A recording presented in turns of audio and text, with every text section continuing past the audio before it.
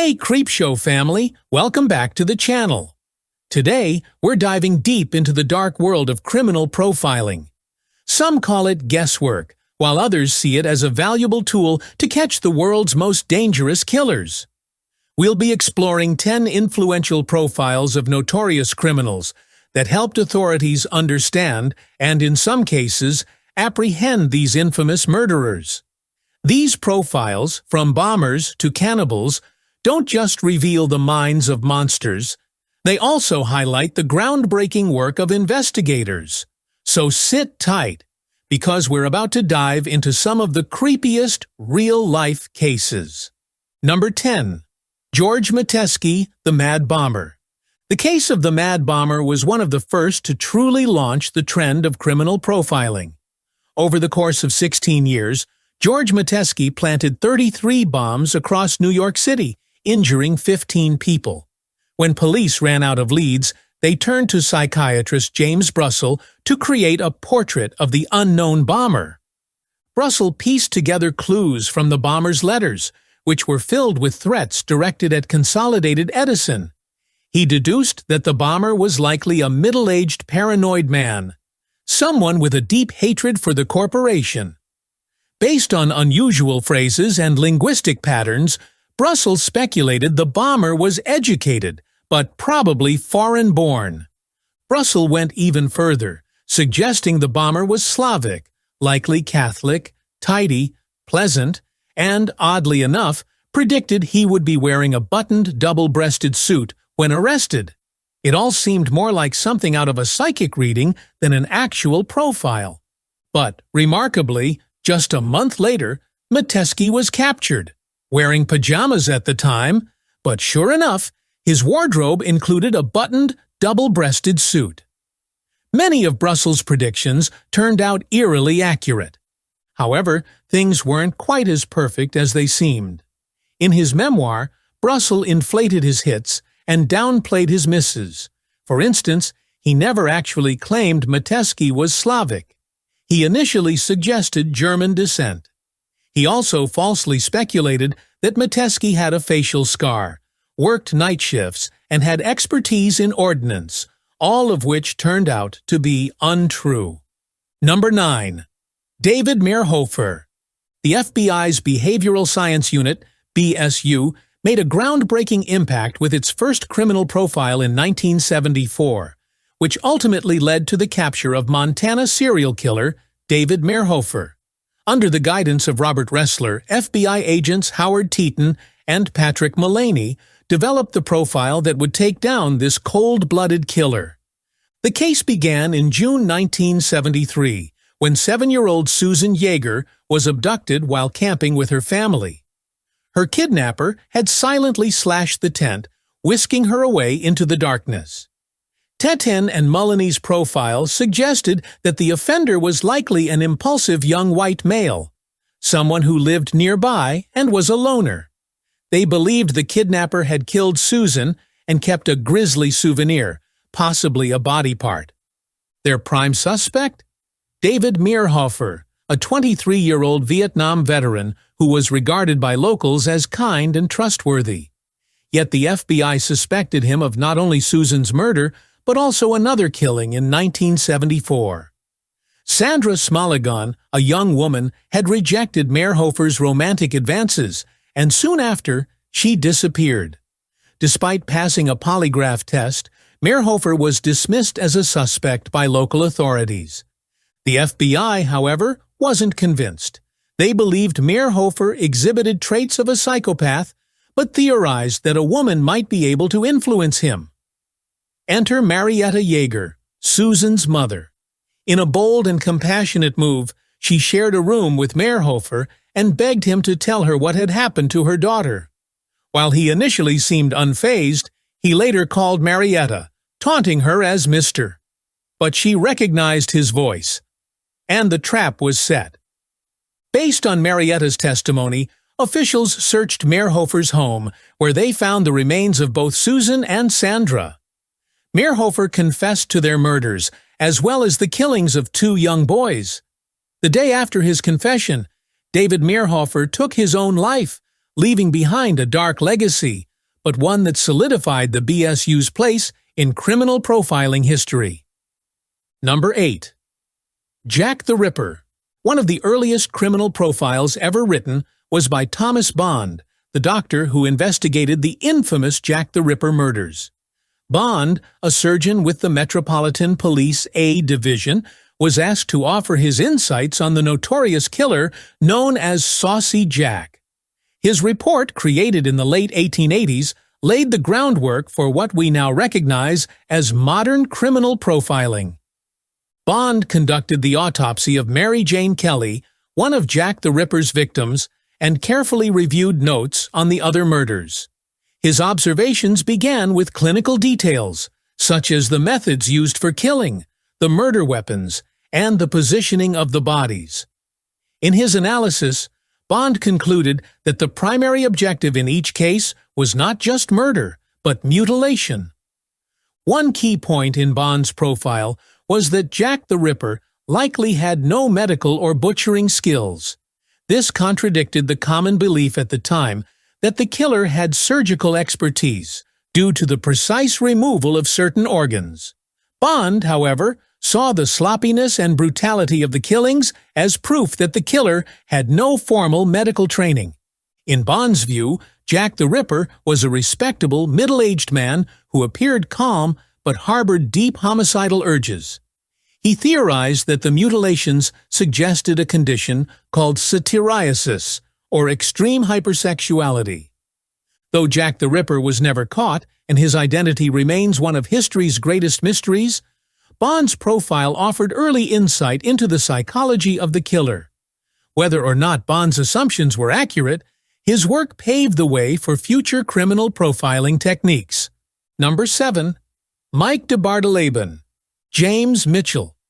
DeBardeleben, also known as the Mall Passer, was sentenced to 375 years in prison for an array of crimes.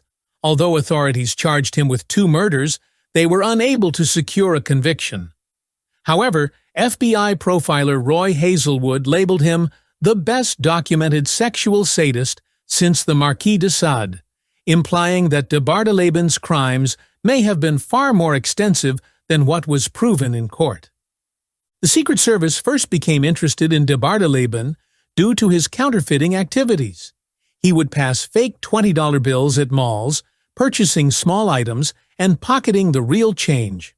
His downfall came when a store clerk recognized him and alerted authorities, leading to his arrest.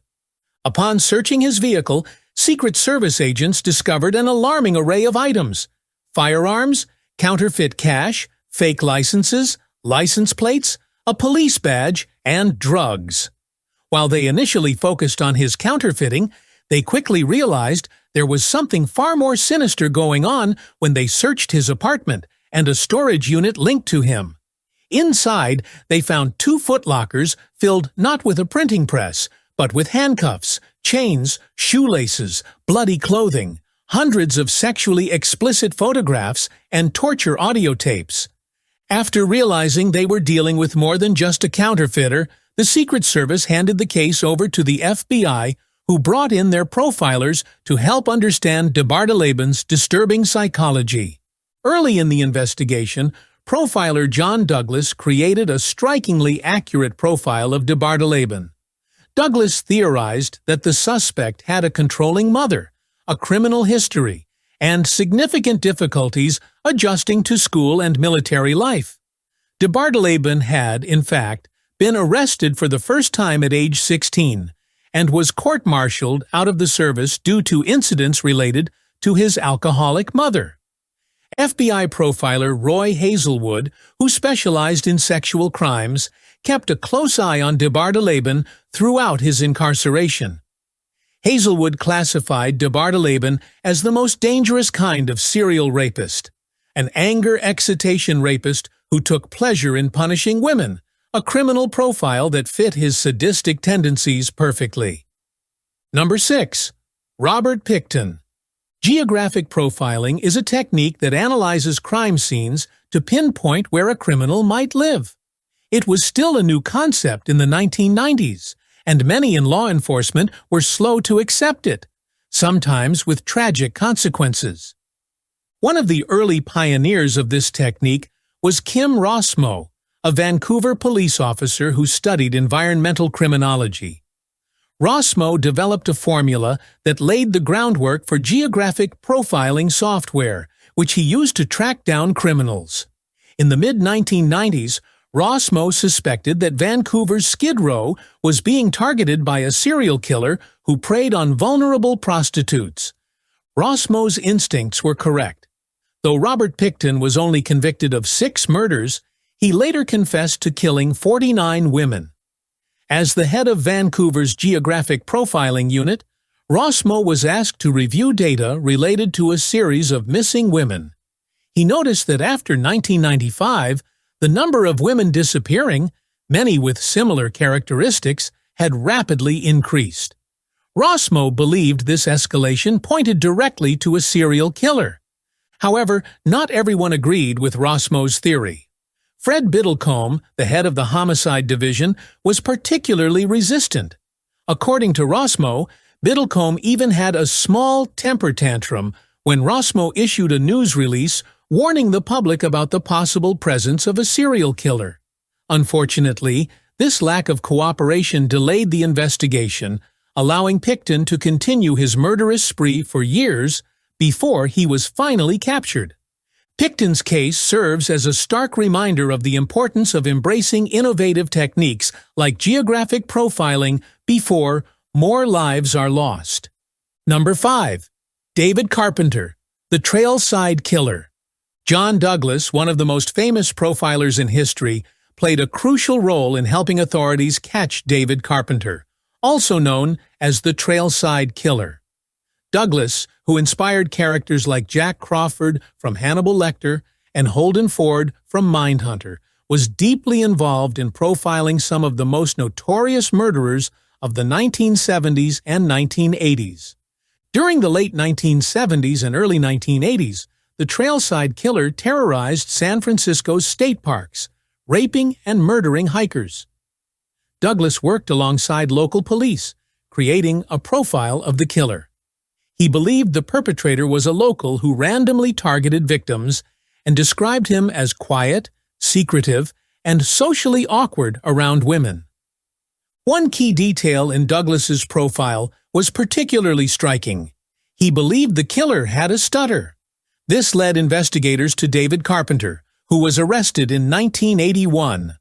While the profile was slightly off on Carpenter's age, it accurately predicted his stammer and many other aspects of his behavior. Douglas reasoned that the killer's speech impediment contributed to his behavior, causing him to blitz his victims, overpowering them suddenly, a sign of deep-seated insecurity and humiliation. The physical limitation of his stammer would have affected his confidence and social interactions, leading him to avoid lengthy communication with his victims or witnesses. This case had a lasting impact on criminal profiling. In fact, the first episode of Criminal Minds was based on this incident, with Special Agent Jason Gideon, modeled after Douglas, predicting a stammer in the footpath killer, mirroring the real-life capture of Carpenter. Number 4. Duffy and Mulcahy, the Railway Rapists. In 1986, David Cantor, a psychology professor, created the UK's first criminal profile, which led to the arrest of John Duffy and David Mulcahy, known as the Railway Rapists. The media dubbed them the Railway Rapists because they assaulted women near train stations across London and surrounding areas. During the early 1980s, the number of rapes committed by the duo was staggering, with dozens of victims. Despite their violent spree, none of the women could identify or confirm that there were 2 offenders, leaving police with few concrete leads. The situation escalated in 1985 when Duffy and Mulcahy began to murder their victims. Over the course of 6 months, 3 women were strangled using homemade tourniquets. In desperation, authorities turned to David Cantor for help.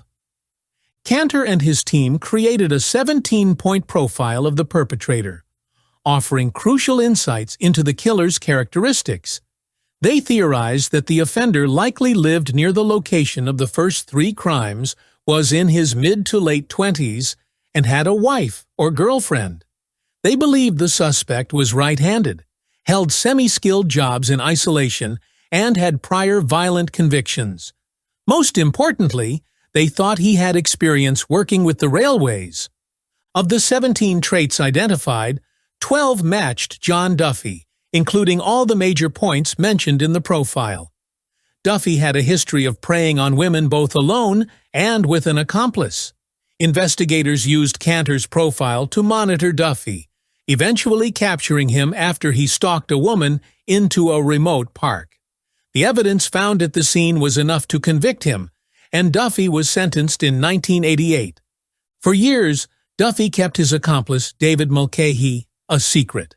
However, in 1997, Duffy finally revealed Mulcahy's role in the crimes, leading to his arrest and conviction, ensuring both men were brought to justice. Number 3. John Joubert, the Woodford slasher. In 1983, the quiet town of Bellevue, Nebraska was shaken when 13-year-old Danny Joe Eberly disappeared while delivering newspapers on his route. A few days later, his body was found in tall grass off the road, bound, stripped, and mutilated. The police got an early lead when they discovered Danny had been tied up with an unusual type of rope. But despite this promising clue, no one could identify where it came from. As the investigation stalled, authorities turned to the FBI's Behavioral Science Unit for help. The FBI's initial profile described the killer as a young, slim, neat-looking man in his early 20s, unmarried and a loner. They also suggested he might be a latent homosexual, as Danny Joe's body had bite marks, indicating a sexual motive. Despite the profile's accuracy, local sex offenders were dismissed as suspects.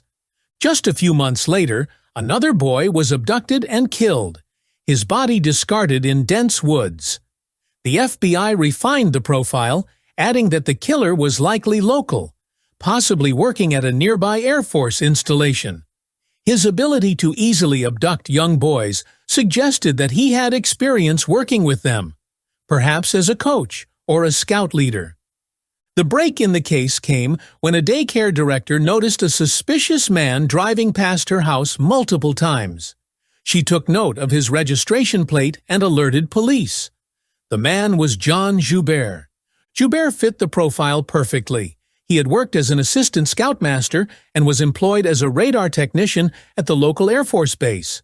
Investigators found the Korean rope used to bind the boys and the murder weapon in his possession. Further investigation revealed that Joubert had also murdered another boy in Portland a year earlier. With this evidence, John Joubert was arrested, and his reign of terror as the Woodford slasher came to an end. Number 2. Richard Chase, the Vampire of Sacramento. Richard Chase is infamous for one of the most terrifying and gruesome killing sprees in history, marked by cannibalism, vampirism, and necrophilia. Known as the Vampire of Sacramento, his brutal crimes left the city in shock and terror. This case was one of the first instances where the FBI's Behavioral Science Unit became involved in profiling an active killer. Typically, profiling had only been used in cold cases with no leads, but the Sacramento Police Department sought FBI profiler Robert Ressler's help after the horrific murder of Teresa Wallin in 1978. Ressler described the killer as a slovenly, undernourished white male in his mid-20s, unemployed, with a history of mental illness and drug use. He speculated that the man likely lived alone or with his parents, had dropped out of high school or college, and had no military experience. More disturbingly, Ressler concluded the killer was suffering from paranoid insanity. Only a few days later, Chase struck again, breaking into Evelyn Meirhoffer's home and killing 4 people, including a child, before fleeing in a stolen station wagon. Ressler analyzed the scene, describing the killer as so disorganized that he made almost no effort to cover his crimes. He theorized the suspect lived alone within a mile of the abandoned car and was likely unkempt and bloody. Ressler's profile proved to be key. Soon after, a woman came forward, reporting an unsettling encounter with a former classmate who matched the description perfectly: Richard Trenton Chase. Police tracked Chase down, just a block away from where the stolen station wagon had been found. When authorities arrested him, Chase had the murder weapon, one of the victim's wallets, and his apartment was filled with bloodied evidence, including body parts in the fridge. Ressler's profile was chillingly accurate, confirming they had the right man and bringing Chase's horrific spree to an end. Number 1. Robert Hansen, the Butcher Baker. In 1983, 17-year-old Cindy Paulson frantically flagged down a trucker in Anchorage, Alaska, recounting a terrifying ordeal. She had just escaped from a man who had abducted, assaulted her, and planned to fly her to his remote cabin. Police soon identified her captor as Robert Hansen, a local baker. However, Hansen had built a reputation as a gentle, quiet family man. With his modest job and solid alibi provided by a friend, authorities initially believed Hansen's story that Paulson was simply trying to extort him after he refused her advances. It seemed impossible that someone so mild-mannered could be involved in anything so horrific. But Detective Glenn Floth wasn't so easily convinced. He had been investigating a string of unsolved murders, where the bodies of young women had been discovered in the surrounding wilderness. Suspecting a serial killer, Floth sought help from the FBI's Behavioral Science Unit for a criminal profile. John Douglas built a profile that described the killer as a sadistic thrill-seeker with a history of petty theft and arson, likely stemming from deep-rooted insecurities and rejection by women. Douglas believed the killer had turned to hunting women for sport, and likely kept trophies from his victims. Everything pointed back to Robert Hansen. Hansen's background matched the profile perfectly. He had been a loner in his youth, stuttering and covered in acne, and had even served time for petty crimes, including arson. The profile gave investigators the leverage they needed to obtain search warrants for Hansen's home. What they found was shocking. Inside, they discovered murder weapons, victim IDs, jewelry, and an aerial map marked with numerous X's, indicating the locations where Hansen had taken his victims to hunt them like wild animals. Ultimately, Hansen confessed to murdering at least 17 women over the course of a decade. And that's a wrap for today's video, Creepshow family. Criminal profiling has been instrumental in bringing some of the world's most dangerous killers to justice, and these cases show both its power and its limitations. If you found these stories fascinating, don't forget to give this video a like, share it with your friends, and subscribe for more true crime content. Until next time, stay curious, stay safe, and always trust your instincts. See you in the next video.